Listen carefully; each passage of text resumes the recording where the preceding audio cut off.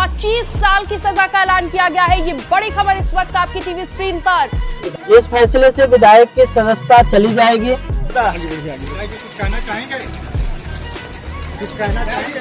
एक बच्ची पैदा हुई है जो वर्तमान समय पीड़िता के साथ है। फैसले पे कुछ बोलेंगे। 25 वर्ष का कठिन कारावास यानी सश्रम कारावास की सजा सुनाई है। संस्कारी पार्टी का एक और बड़ा कारनामा सामने आ गया है।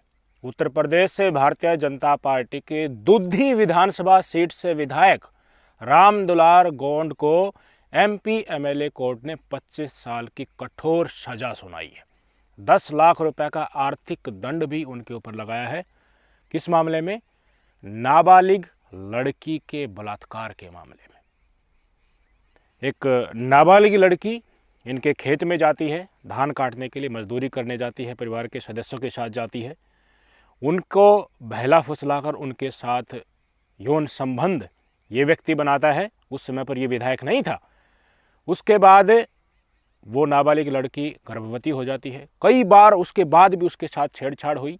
अंततोगत्वा उस नाबालिग लड़की ने अपना पीछा छुड़ाकर एक बार जब उनके साथ ये ज़बरदस्ती करने की कोशिश कर रहे थे तो सब कुछ जाकर अपने भाई को बता दिया।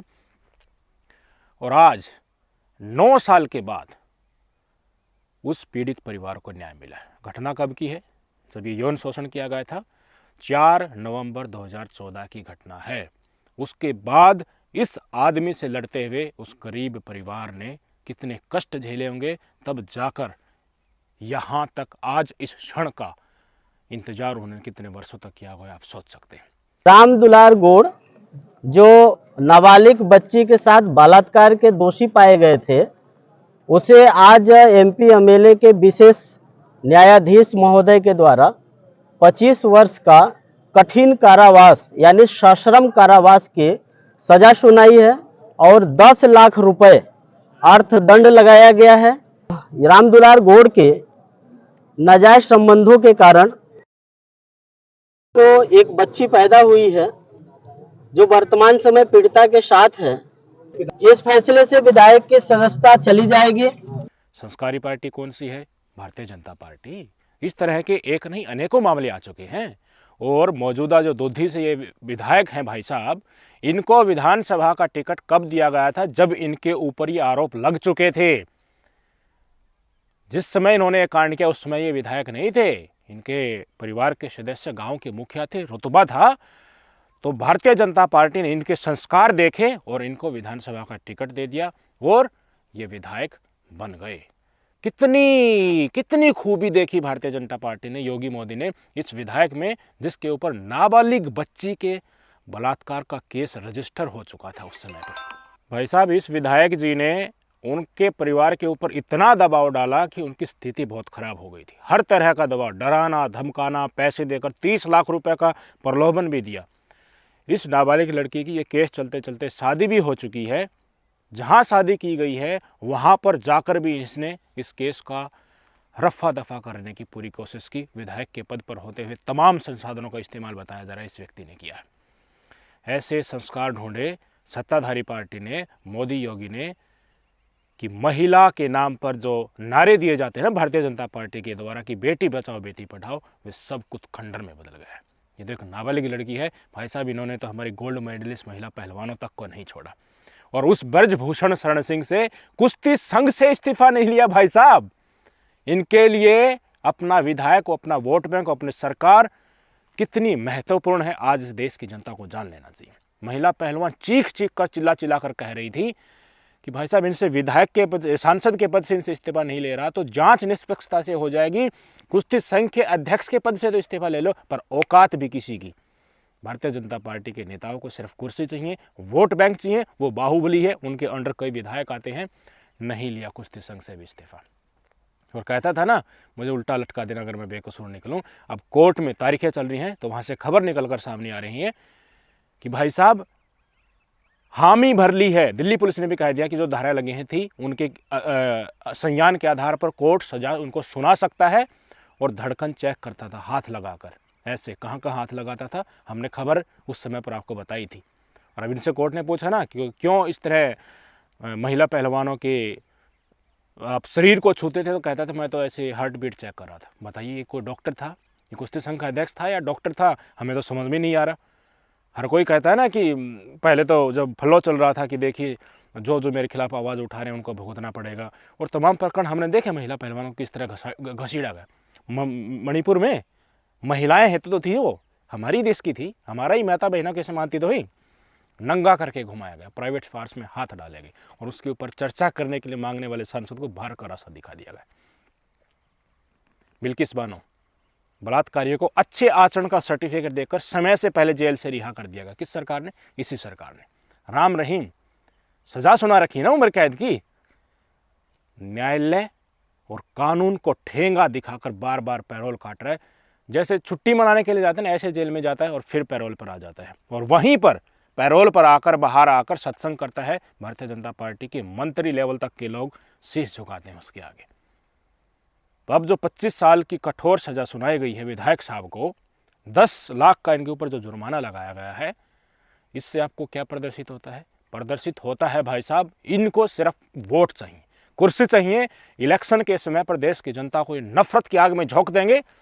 कैश स्कीम के जरिए जिसके ऊपर अत्याचार हुआ है उनसे वोट बटोर लेंगे और सरकार फिर से बना लेंगे। इनको आज घमंड आ चुका है, इनके अंदर अहम हो चुका है। इसलिए देश की आम जनता के ऊपर अत्याचार करने वाले किसी भी आदमी को, अगर वो इनकी कैटेगरी में फिट बैठता है, ये टिकट दे देने से नहीं हिचकिचाते। आज नाबालिग लड़की का रेप करने वाले व्यक्ति को इन्होंने टिकट दिया है, कल को बेरोजगारों की कोई हत्या कर देगा आवाज़ उठाने के लिए तो उसको भी टिकट देने में गुरेज नहीं करेंगे ये लोग।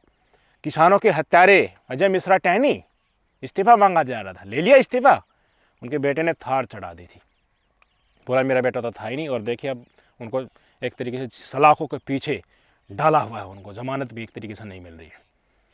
ये है ना भारतीय जनता पार्टी, संस्कारी पार्टी बोलते हैं, इसकी अलग सारी की सारी कैरेक्टरिस्टिक्स आपको बता रहा हूँ। क्या खूबी थी भाई, भारतीय जनता पार्टी ने इनको टिकट दिया और टिकट देकर ये विधायक भी बन गए और संसद में, विधानसभा में अच्छे महिलाओं के अधिकारों के स्पीच देते थे। फोटो आपकी स्क्रीन पर देख लीजिए, बेटी बचाओ बेटी पढ़ाओ का फोटो प्रधानमंत्री मोदी का चिपकाकर सोशल मीडिया पर यह व्यक्ति साझा करता था, जिसके ऊपर खुद के ऊपर नाबालिग लड़की के रेप का आरोप है। आरोप सिद्ध हो चुका है, प्रेग्नेंट थी।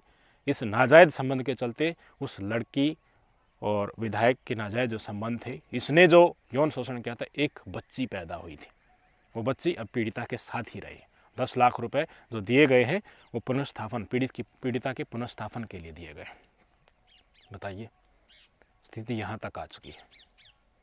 भारतीय जनता पार्टी के लोग इस समाज को, समाज की समस्याओं और अत्याचार को लेकर कितने संवेदनशील है या संवेदनहीन है, ये आपको डिसाइड करना है। और अगर इसी भारतीय जनता पार्टी के नेता की जगह आज सजा मिल रही होती किसी विपक्षी राज्य को या फिर कुछ दूसरे समुदाय का कोई व्यक्ति होता, गोदी मीडिया में भवंडर मच चुका होगा। ये वीडियो बनाने तक, अब एक सुबह खबर आई थी, अब शाम को ये वीडियो आज मैं बना रहा हूँ भाई साहब। तथाकथित ठेकेदार जो हिंदुत्व और एक तरीके से राष्ट्रवाद का चोला ओढ़े नोएडा की गोदी मीडिया में बैठे एक व्यक्ति ने भी, एक एंकर ने भी अपने सोशल मीडिया पर इस खबर को साझा करके कोई प्रतिक्रिया नहीं दी। एक आदमी ने भी। जिस टीवी रिचार्ज करके आप, इस देश की जनता इन गद्दारों की दुकान चला रही है, इन गद्दारों की आज इतनी भी हिम्मत नहीं है कि नाबालिग लड़की को रेप करके, गर्भवती करके उससे एक बच्ची भी पैदा हो गई, उसके एक न्याय आज मिला है 25 साल की कठोर सजा।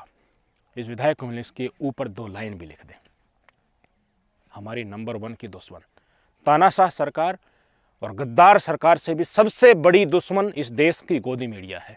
इनको इनके जेब में पैसे ठूस से दाओ, फिर मुख से इनसे कुछ भी गुलवा लो, कुछ भी। आप बेरोजगारी के लिए आंदोलन कर रहे हैं तो आप, ये गोदी मीडिया वाले तथाकथित तिहाड़ी ये ठेकेदार लोग आपको ही कह देंगे बेरोजगारों में, भारत के बेरोजगारों में तो स्किल नहीं है, फिर नौकरी कहाँ से मिलेगी। अब महिला पहलवान है, आपके साथ गलत हुआ है, आपने बेशक देश का नाम तिरंगा के साथ अंतर्राष्ट्रीय पटल पर बहुत ही ऊंचा किया हो, अगर आरोप ब्रजभूषण शरण सिंह पर है तो आपको और आपके आंदोलन को विपक्ष की साजिश बताया जाएगा और आपको जंतर मंतर पर घसीटा जाएगा। कोई आपके साथ खड़ा नहीं होगा। बचाव में ब्रजभूषण शरण सिंह के ये सारे के सारे अनेकों कुतर्क लेकर आ जाएंगे। अगर भारतीय जनता पार्टी का शासन गुजरात में है, बिल्किस बानो के बलात्कारियों को समय से पहले रिहा किया जाता है तो माला पहनाकर स्वागत किया जाता है। यहीं तथाकथित धर्म के ठेकेदार और गोदी मीडिया चुप रहते हैं, चुप्पी साध लेती है। बड़े बड़े प्रोग्राम होते हैं। 2 दिन पहले ही अभी अमित शाह जी आज तक पर जाकर आए हैं। ये इंसिडेंट्स तो 1 सप्ताह पहले आ गई थी, आज तो जजमेंट हुआ है ना। 1 सप्ताह पहले फैसला सुरक्षित कर दिया था, दोषी ठहराए जा चुके हैं। पर गोदी मीडिया के एंकर्स में इतनी औकात नहीं है कि गृह मंत्री अमित शाह से सवाल कर सकें कि आपके एक विधायक के ऊपर इस तरह का आरोप सिद्ध हुआ है, बताइए आपने उनको कोई टिकट दिया। इनको जेब भरने से मतलब है। खुद पूरे ऐसाराम के साथ देश की जनता जाए भाड़ में, चाहे आप कितने ही दुखी हो, कितने ही त्रस्त हो, आपके साथ कितनी नाइंसाफी हो रही हो, इस देश की गोदी मीडिया से कोई लेना देना है। तो फिर आप क्यों रिचार्ज करवा कर इनको देखते हैं? इनके मनहूस चेहरे को अपनी ऐसी तैसी करवाने के लिए देखते हैं इनको। बेरोजगारों के लिए, महिलाओं के ऊपर, किसानों के ऊपर ऐसे ही अत्याचार होता रहे और ये गोदी मीडिया सत्ता की कुर्सी में बैठकर मलाई खाते रहें, इसलिए रिचार्ज करवाते हैं हम टीवी का। टीवी देखना बंद कर दीजिए। जिस दिन टीवी देखना बंद कर देंगे, सत्ताधारी पार्टी इनको फंडिंग देना बंद कर देंगी। क्यों? क्योंकि लोग देखेंगे नहीं, उनके अंदर नफरत फैलेगी ही नहीं, उनको गुलाम बनाया नहीं जाएगा। तो टीवी बंद हो जाएगा तो इनकी दुकान नहीं चलेगी। नफरती एंकर को ये 2 कौड़ी के दल्ले बनकर सीधे लाइन पर आ जाएंगे। सबसे पहला काम कीजिए, बार बार कहता हूँ, टीवी देखना बंद कर दीजिए। विशेषकर अगर टीवी चलाना ही है तो मनोरंजन के पैक डलवाइए। न्यूज चैनल जिस पैक में हो उसका रिचार्ज मत कराइए। ये गद्दार हमारे देश को दीमक की तरह खा रहे हैं, नंबर 1 के नोएडा के चमचमाते हुए दफ्तर में जो बैठे।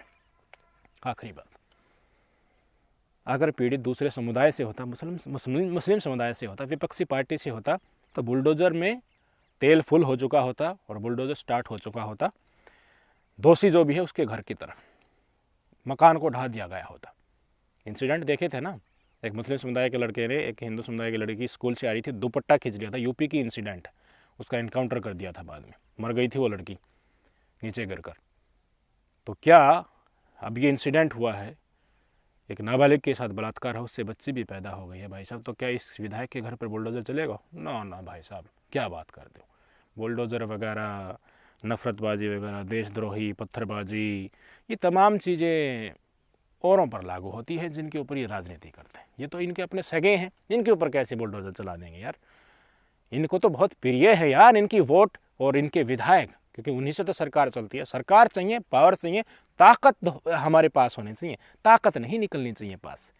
बुलडोजर चला के तो संकेत मिल जाएगा सबको कि देखिए सरकार तो अपराधियों के खिलाफ एक्शन ले रही है, पर साथ साथ जवाब तो यही देना पड़ेगा ना। इसी विधायक को टिकट दिया था जिन इनके ऊपर आरोप एक तरीके से लगे हुए थे, लगभग सिद्ध भी हो गए थे, प्रेगनेंसी की पुष्टि हो गई थी, उस समय पर इनको टिकट दिया गया था। भाई साहब, चलेगा बुलडोजर?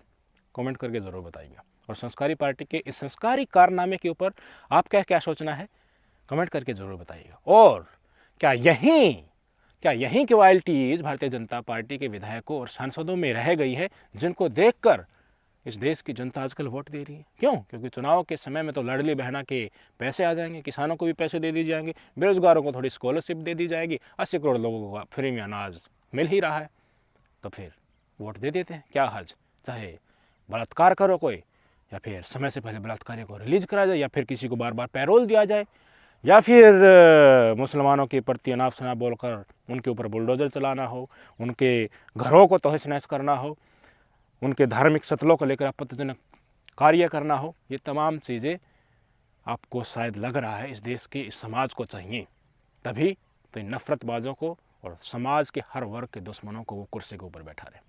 कमेंट कीजिएगा। नमस्कार।